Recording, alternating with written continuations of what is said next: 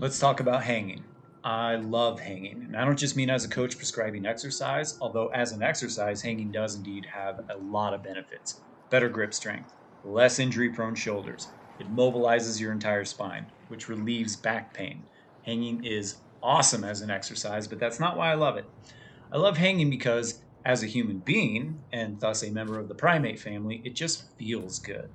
It feels right. It almost feels like I'm designed to hang, like it's a skill I should normally have.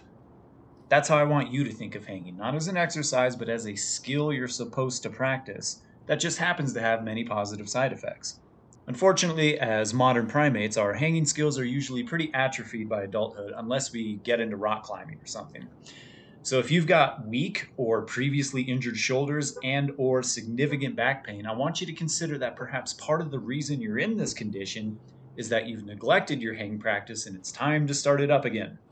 The good news, it's incredibly safe and easy to start hanging. You don't need sets, you don't need reps, you just need to find something solid to grab onto and start hanging. You might be thinking, well, that's great, Sean, but what if the weather sucks or the branch is too high or I'm not some weirdo who likes to work out in grocery store parking lots? Fear not, fellow primate. Let's run down some at home options. First, we'll define what hanging is from a mechanical standpoint. This will help you be more creative with where and how you hang. Hanging just means using your grip to support some or all of your body weight. Do you understand? In practice, this basically means grab something and start leaning backward.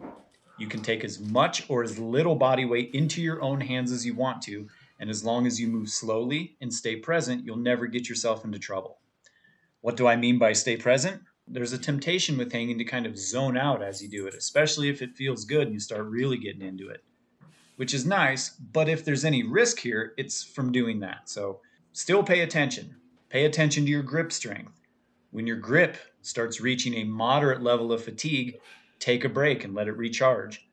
Pay attention to your shoulder joints. Make sure they can support the weight they're carrying and that you're not experiencing any pain in them above a 2 or a 3 out of 10, and then back off when the fatigue starts to hit a 6 or a 7. Use gentle twisting and tilting motions to explore and open up restrictions in and around the spine and rib cage.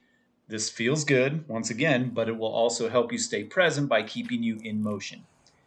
Keep tension in your entire body as you hang so your grip lasts longer, letting you go deeper into the practice. Do one-armed hangs so one side's grip gets to rest while the other trains. This is especially good if one shoulder is significantly weaker than the other. You can adjust the intensity to be gentler on the weaker side until it catches up. Bands and rings are great tools for setting up hangs almost anywhere and allow you to create very gentle and easy to manage starting points if you're a beginner. If you're genuinely worried about losing your grip and falling down, put a chair right behind you so you only fall onto the chair and not the floor. Okay? So, if you haven't hung out with your hangs in a while, I encourage you to start now. Do it for 20 or 30 seconds a few times a day, every day, whenever you can, for the rest of your life. Your hands, wrists, elbows, shoulders, neck, spine, and hips will thank you for it. Good luck.